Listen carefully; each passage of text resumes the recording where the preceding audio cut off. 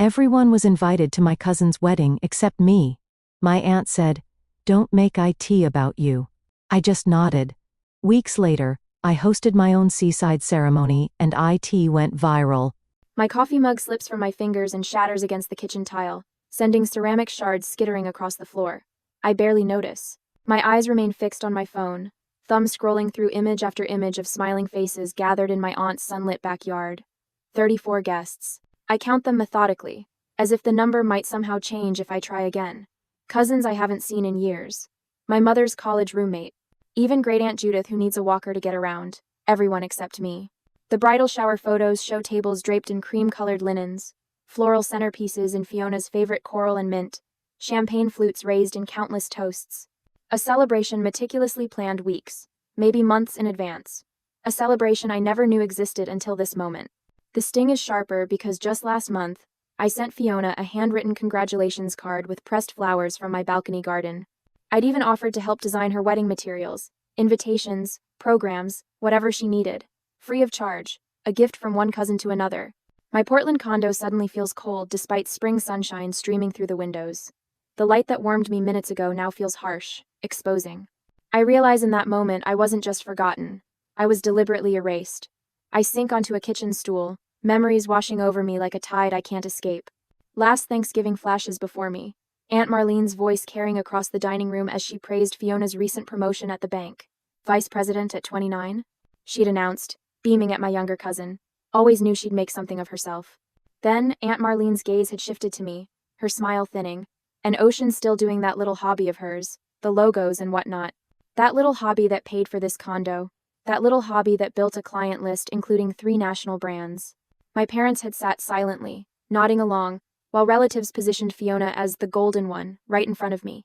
Even when I'd mentioned the down payment on my condo, $150,000 I'd saved over 7 years. The conversation had quickly pivoted back to Fiona's engagement ring. My hands tremble as I pick up my phone again. I pull up my mother's contact information and press call before I can talk myself out of it. She answers on the 4th ring. "Ocean? Is everything all right?" Her voice holds that familiar note of concern tinged with judgment, as if she's already decided whatever I'm calling about is an overreaction. "There was a bridal shower for Fiona yesterday." My voice comes out steadier than I expected. "Everyone was there. Why wasn't I invited?" A weighted pause stretches between us, then a sigh. "Oh, that. Well, Marlene thinks you always make everything about yourself. Fiona deserves her special day." The accusation lands like a slap. Make everything about myself? When have I ever? Please don't start, Ocean. This is exactly what we wanted to avoid. Your cousin deserves to be celebrated without drama. I stand up straighter, suddenly aware that my shoulders have been hunched forward, my body instinctively making itself smaller. So I'm drama now? That's what you all think of me? It's not personal, Ocean. Not personal. The same words my mother uses whenever she wants to dismiss my feelings. My free hand stops trembling. A strange calm settles over me as I realize this isn't a misunderstanding. This was deliberate, planned, discussed. I'm going to call Aunt Marlene. Ocean, don't. My mother's voice rises with alarm, but I've already ended the call. I find Aunt Marlene's number and dial, surprised by my own steadiness. When her voice comes through, clipped and impatient, I don't bother with pleasantries. Why wasn't I invited to Fiona's bridal shower? A pause. Then, I was wondering when you'd call. No apology, no excuse. Just cold acknowledgement. You shouldn't be there. Fiona deserves a day that's just hers. Just hers. As if my presence would somehow diminish my cousin's happiness. As if I'm a shadow that might darken her spotlight. I'm her cousin. Her only cousin. The words feel hollow even as I say them. Blood relation clearly means nothing. Listen, Ocean. Aunt Marlene's voice hardens. We've all discussed this. The wedding plans too. I suggest you don't make this into something bigger than it needs to be. Some relationships in this family are already strained. The threat isn't subtle. Pushback. And what little connection I still have with my family might vanish entirely. I stand at my kitchen window, staring at the city spread out below, and suddenly understand with perfect clarity. My family values appearances over genuine connection. They always have. I hang up without saying goodbye, the silence in my apartment no longer oppressive but clarifying. A cardinal lands on my balcony railing, its bright red feathers vivid against the gray spring sky. It watches me for a moment before flying away, and I find myself wondering what it might be like to be that free. That day later, my phone pings with a notification while I'm sketching logo concepts for a new client. I almost ignore it, Deadlines wait for no one, but habit makes me glance at the screen. A group message from Aunt Marlene. Remember to bring Fiona's wedding flowers on Saturday. Good thing we didn't invite Ocean, less drama. My pencil stops mid-stroke. The room tilts slightly as I lean against the kitchen counter, my breathing shallow, the phone screen blurring before my eyes. I blink hard, reading it again. This wasn't an oversight, not a simple mistake. A coordinated family exclusion. I take a screenshot before the message disappears with a soft, whoosh, sound. Deleted, but not before I captured the evidence. The notification shows Fiona, Aunt Marlene, and my mother all in the thread.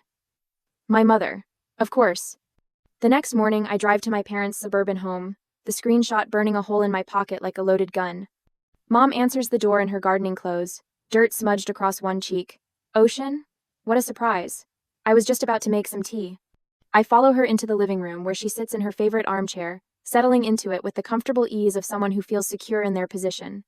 I remain standing, suddenly aware of the family photos arranged on the mantel.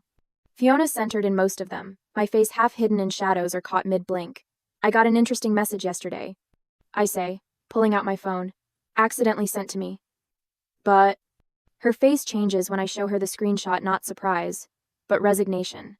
She doesn't even try to deny it. We all agreed it would be easier this way, she says, smoothing invisible wrinkles from her pants. Fiona deserves a beautiful wedding without complications. Complications? The word tastes bitter. You mean me. Now, Ocean, don't be dramatic, she sighs, using the tone reserved for when I'm being difficult. Perhaps you should make other plans for that weekend in May. Other plans? I repeat, my voice steady despite the trembling in my hands. While my cousin gets married at the Grand Lake Hotel? That $95,000 wedding, where every distant relative I barely know is invited except me? Mom's eyebrows lift slightly. How did you know about the venue? Cousin Rachel called last week asking about carpooling to the wedding. A small, cruel satisfaction blooms when I see her flinch. She assumed I'd be there. The silence stretches between us like a chasm growing wider by the second. Your father and I think it's better this way, she finally says. The whole family agrees. The whole family has been told what about me exactly? I ask, voice barely above a whisper. She looks away, fiddling with a loose thread on her sleeve. Just that you've always been sensitive about Fiona getting attention. The betrayal lands like a physical blow. Years of holidays where I sat quietly while Fiona was showered with praise. Years of watching my accomplishments dismissed while hers were celebrated with champagne toasts. You're trying to erase me from the family narrative, I say, the realization crystallizing. Everyone already believes I'm difficult because that's what you've told them. That's not true, she protests, but her eyes won't meet mine. It is true, and now I have a choice except being excluded or risk losing what little connection we still have. Mom stands, crossing to the window. I hope you'll make the right decision. Your father and I have been helping with your property taxes. If you make trouble about this wedding. If I make trouble? The words escape in a harsh laugh. Like standing up for myself? Like refusing to be erased? This is exactly why Marlene thought it best not to include you. Her voice hardens. Everything becomes a drama with you. 1. I leave without saying goodbye, driving aimlessly for hours.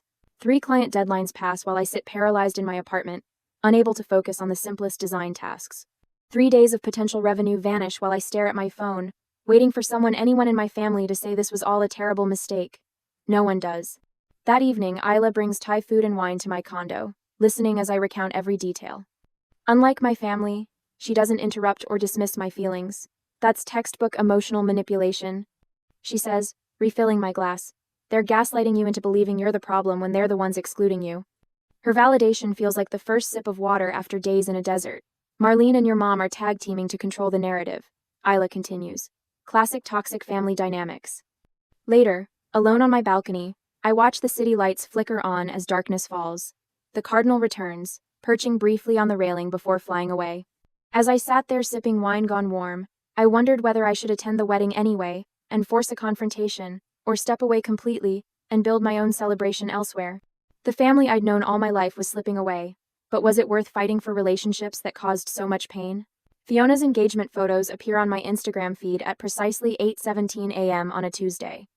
I'm midway through my first cup of coffee when her radiant smile fills my screen, her fiancé gazing at her with practiced adoration against a backdrop of autumn leaves. The caption beneath cuts sharper than any knife could. Celebrating our journey with those who truly support us. Keeping our wedding intimate with only the people who've always been there. My phone buzzes 3 times in rapid succession. Private messages from cousins I've exchanged perhaps 10 words with at family gatherings over the years. Why are you causing drama during Fiona's special time? Family should support each other no matter what. Aunt Marlene is so upset about your behavior. I set my phone face down on the kitchen counter, my hand trembling slightly. The accusations make no sense until I realize what's happening. They're rewriting history, crafting a narrative where I declined an invitation, rather than acknowledging I was deliberately excluded. My grandmother's call comes that evening as I'm washing dishes, her voice wavering with disappointment. Ocean, honey, I never thought you'd refuse to support your cousin's special day.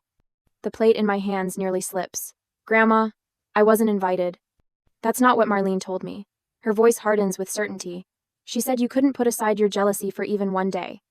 After we hang up, I stand motionless at my kitchen sink, water running over my hands until it turns from warm to cold. The family story about me is taking shape without my input. According to Isla, who still speaks with my mother weekly, Aunt Marlene has been sharing tearful accounts of my jealousy issues with anyone who will listen. The following week, Barton Media cancels our contract for their spring campaign. The email is polite but clear. We've heard you can be difficult to work with. We need someone who fits our collaborative culture. 3 days later, Westerly Home Goods pulls out of our preliminary discussions. The loss of both projects carves $27,000 from my expected quarterly income. I track the connections methodically. Barton's marketing director plays tennis with my uncle. Westerly's owner attends the same church as Aunt Marlene. Sleep becomes a distant memory. I spend nights hunched over my computer, redesigning my portfolio website instead of resting. Every pixel adjustment, every color shift, feels like reclaiming a small piece of my narrative.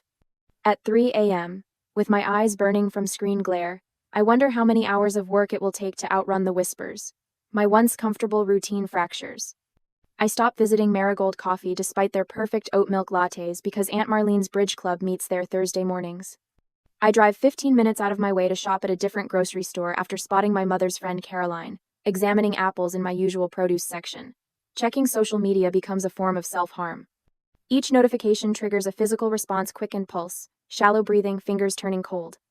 I start documenting every interaction with family in a leather-bound journal, recording dates, exact wording, witnesses present.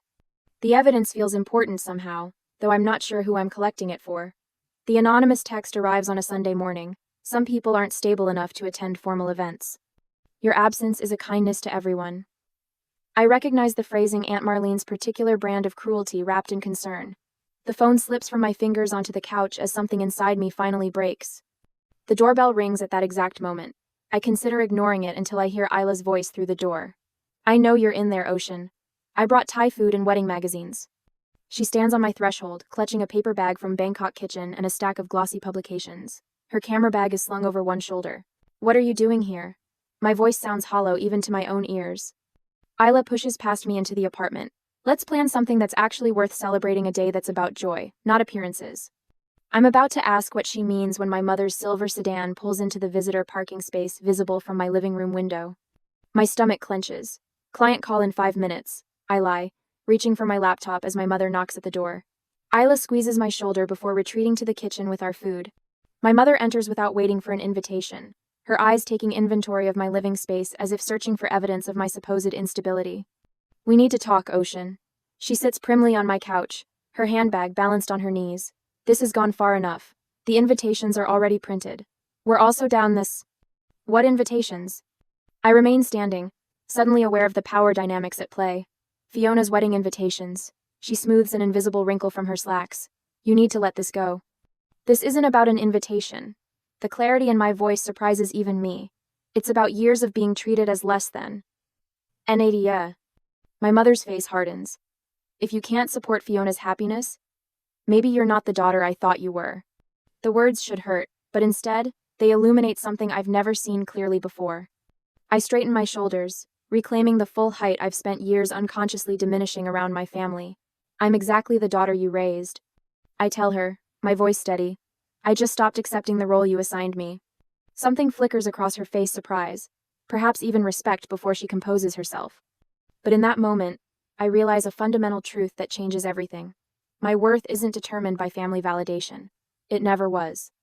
Later that evening, Isla and I sit on my balcony, half-eaten Thai food between us. She scrolls through her calendar on her phone. I have a client photo shoot in Santa Barbara 3 weeks later. Come with me. We'll make it a working vacation. I could use an assistant.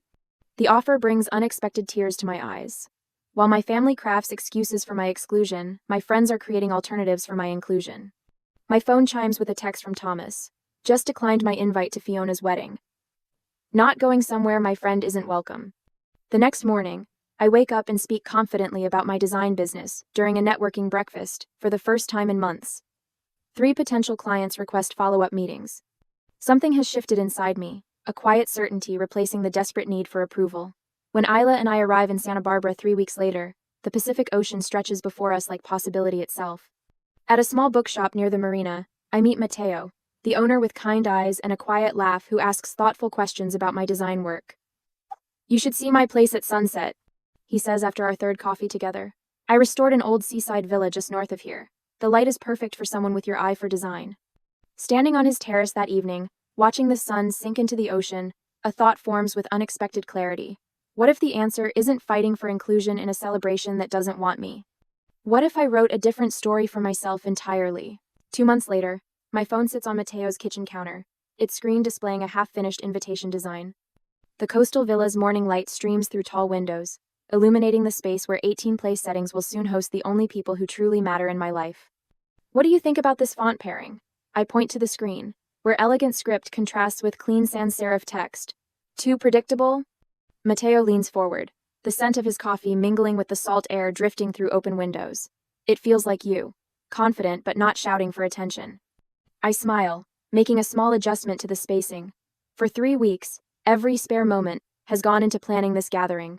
Not a reaction to family drama, but a celebration reflecting who I've become. Each element from hand-pressed botanical prints to custom playlists showcases my professional talents while honoring genuine connections. May 15th. I say, tracing the date on screen. Far enough from Fiona's wedding that no one can claim I'm being competitive. Does it matter what they think? Mateo asks, his voice gentle but challenging. It matters that I know my intentions. I save the file and close my laptop. This isn't about them anymore. For the first time since finding those bridal shower photos, excitement bubbles up without the bitter aftertaste of rejection. I'm creating rather than reacting, building something authentic rather than fighting for space where I'm unwanted. My phone rings, Aunt Marlene's name flashing on screen. I consider letting it go to voicemail, then decide against it. I'm done hiding. Hello? My voice comes out steady, professional. Ocean. Her voice could freeze water. What's this I hear about you planning some vacation during family wedding season? You need to take down those social media posts immediately. I frown, confusion momentarily replacing caution. What posts? Isla's photography page. The save the date announcement for your event. At a seaside villa? On May 15th? My stomach drops. May 15th? But Fiona's wedding isn't until June. Silence stretches between us. When Marlene speaks again, her voice drips with artificial sweetness. Oh, didn't you know? The date was moved weeks ago. May 15th at the Grand Monarch Hotel. Everyone's been informed.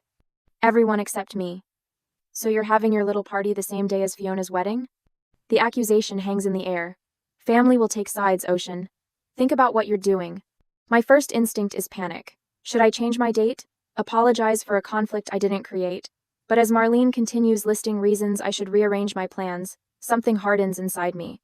I look at the invitation design, at Mateo setting coffee mugs in the sink, at the home that welcomed me without conditions. I won't rearrange my joy to accommodate your judgment, I say quietly. What did you just say to me? The date stays, Aunt Marlene. Anyone who wants to attend either event should follow their heart. You've made yours clear. I end the call before she can respond.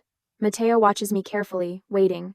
Apparently Fiona's wedding is the same day as our celebration, I tell him. Complete coincidence. Do you want to change our date? The question hangs between us.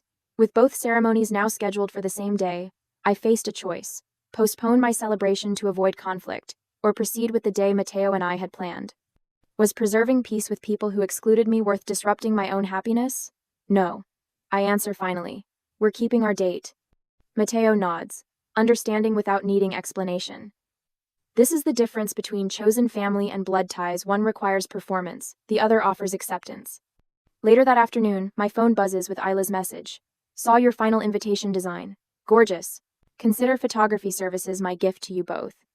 I smile, typing back my thanks. Within minutes, a group chat forms with friends, coordinating travel plans, turning our gathering into a weekend celebration. Thomas offers to handle wine selection, while Jana wants to arrange flowers from local markets. You focus on the creative stuff, Mateo says that evening, showing me spreadsheets tracking accommodations and transportation. I've got logistics covered. As we work side by side, him managing practical details, me designing personal touches, I realize we're creating something neither of my parents would understand. This isn't about reaction but intention. Not about competition but completion. My phone begins buzzing constantly with family messages, but friends create a protective buffer. When Aunt Marlene sends a paragraph about selfish choices, Isla responds with oceanfront venue photos. When my mother texts asking how I could do this, Mateo hands me paint swatches for table settings. A week before our celebration, an unexpected text arrives from my cousin Rachel, whom I haven't spoken to in months. Grandmother's asking questions about why you weren't invited to anything. Marlene's story isn't holding up anymore. I read it twice, unsure how to respond. The next day, another message arrives, this time from Uncle David. Something doesn't add up about this wedding drama. Fiona keeps changing her explanation. The family narrative, so carefully constructed, begins showing cracks. Different relatives have been told different versions of my exclusion, and the contradictions are becoming noticeable. When my grandmother's name appears on my phone that evening, I answer immediately. Ocean? Her voice sounds smaller than I remember. I'd like to hear your side of this wedding business. Before I can form a response, another call beeps through my mother. I let it go to voicemail, focusing on my grandmother's questions. Later I listen to my mother's message, her voice strained with forced casualness. We need to talk about a compromise. Can we meet tomorrow? It's urgent. I set the phone down, looking out at the sunset, painting Mateo's garden in golden light. For the first time, the thought of facing my family doesn't fill me with dread. Whatever comes next, I'm standing on solid ground. The knock on my door comes at 8:15 on a Tuesday morning, 3 days before my ceremony. Through the peephole, I see my mother clutching her purse with white knuckles while Aunt Marlene stands beside her, designer handbag dangling from a tight grip. I consider pretending I'm not home, but the truth needs addressing eventually. Ocean, sweetheart. My mother's voice carries forced cheer as she steps into my condo. We thought we should talk. Aunt Marlene follows, her gaze sweeping critically across my living room where design samples for my ceremony with Mateo lie neatly arranged. This has gone far enough, she says, not bothering with pleasantries. I remain standing while they settle onto my sofa. The power dynamic feels different now. In their presence, I no longer shrink. We'd like to propose a compromise, my mother says, hands fidgeting with her wedding ring. You can attend Fiona's reception. The evening portion only. If her eyes meet Marlene's briefly, you cancel your party. Think about how this looks to everyone, Aunt Marlene adds. 2 events on the same day divides the family, forces people to choose sides. Quote. My mother leans forward, voice dropping. Your grandmother is very stressed about this situation. At her age, this kind of family conflict isn't good for her heart. The manipulation is so transparent, it almost makes me laugh. Instead, I walk to my drafting table and return with a leather portfolio. I'd like to show you something, I say, opening it to reveal watercolor sketches of an intimate seaside ceremony. This is what Mateo and I have planned. 18 guests. No formal invitations. Just people who genuinely care about us. I turn pages slowly, showcasing menus I've hand-lettered, custom place settings, flower arrangements in shades of amber and sage. The date was set weeks before I learned about Fiona's wedding. I explain, voice steady. We didn't choose it to compete. We chose it because the villa has perfect sunset lighting for photography. My mother's brow furrows in confusion. But why didn't you tell us? I pull out another folder containing mock-ups of elegantly designed invitations. Invitations I never sent. I respected your decision to exclude me. I didn't think you'd want to know. She looks genuinely stunned. Ocean. We never meant.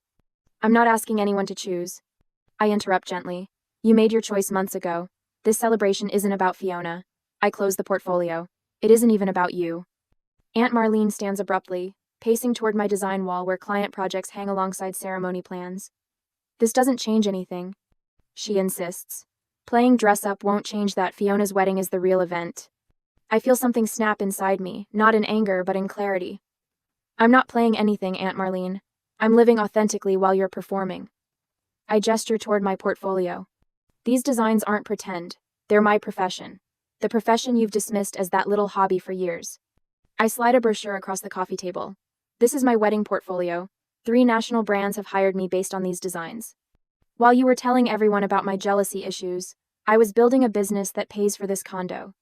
My mother sinks deeper into the sofa, eyes lingering on a photo of Matteo and me at his villa.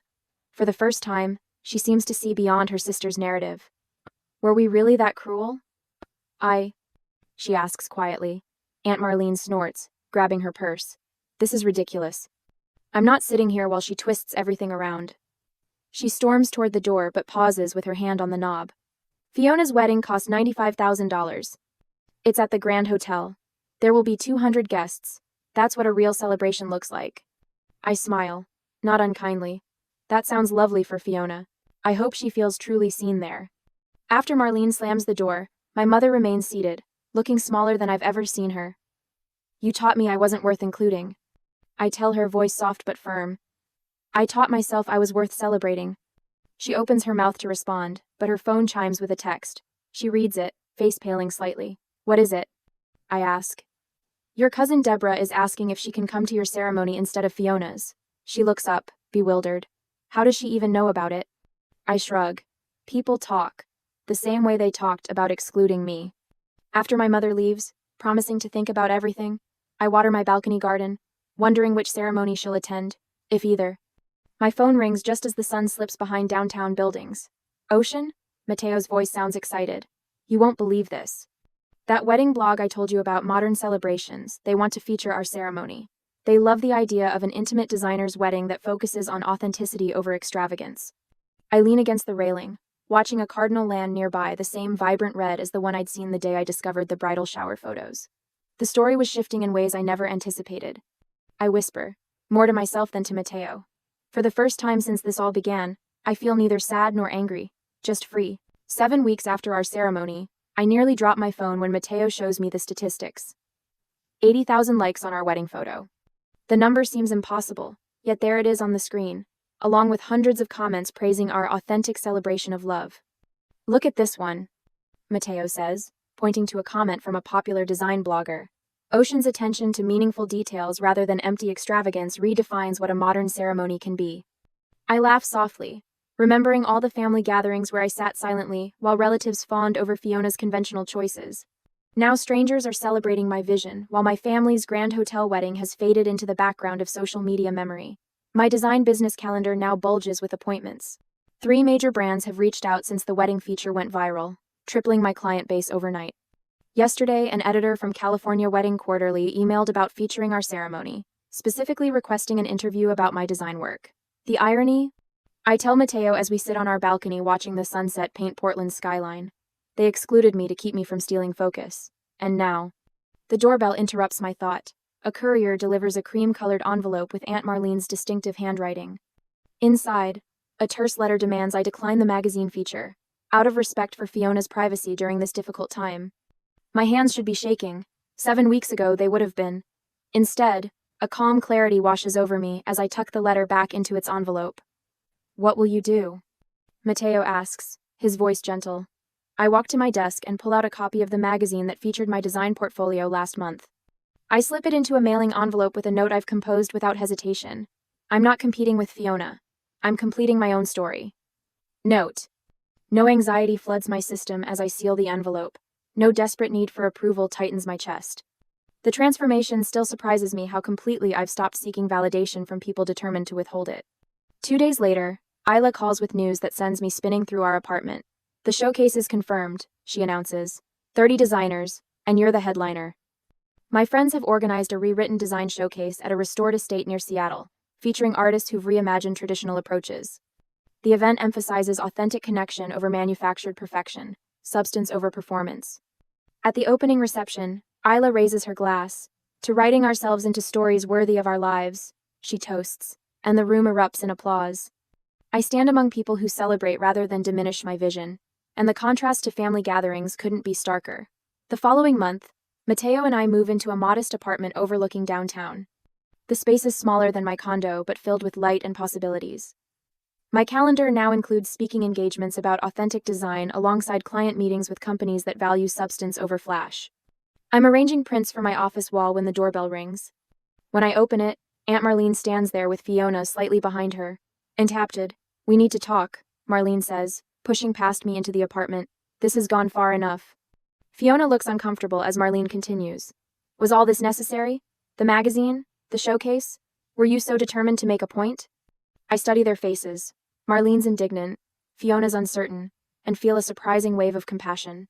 You think this is about you? I ask quietly. It's the first time I've celebrated without worrying how you'd twist it. That's all. They leave shortly after, Marlene stiff-backed and silent, Fiona with a backward glance I can't quite interpret. As I watched them leave the showcase, I wondered if healing family wounds requires both sides to acknowledge the injury, or if sometimes the healthiest path is to simply tend your own garden and let others make their choice. What would you do? Work to repair relationships that caused such pain, or focus on nurturing the connections that helped you bloom? After listening to today's story, perhaps it has raised some new questions in your mind, or maybe it has brought back some old memories. Every day on Reddit, new experiences and moments create fresh stories, and they connect all of us. Everyone has their own unique journey in life, and we all try to understand the world in our own way. These kinds of moments remind us that we are all human, sometimes happy, sometimes sad, and always learning something new. If you enjoyed this story, feel free to share it with your friends. Your thoughts and feedback are always valuable to us, as they motivate us to create even better content. Every story has its own unique angle, and our goal is to understand everyone's perspective and make our content diverse and relatable. Stories like these help us realize that life's journey is different for everyone, and by hearing other stories, we learn something new. You can also share your own stories with us. Your experiences are valuable to us as well, and if you enjoyed this video, please leave your feedback. We aim to create content that brightens your mind and gives you new ideas every time. If you've already seen this video before, your feedback is still important. With every piece of feedback, we can improve our content and bring a new perspective to our viewers. Today, what we saw was just a small part of the many stories shared on Reddit and across the world. It's a reminder of how we all try to understand life by sharing our experiences with each other. This video was only an example of how we try to connect with others through storytelling, learning about different sides of life. We hope to continue sharing such stories that help us all learn and grow together. Thank you for your time, and don't forget to keep an eye out for more stories coming soon. If you haven't already, please like and follow for more amazing content. Your support keeps us going, and we will strive to bring you more thought-provoking and heartwarming stories. Until next time, take care and stay curious. **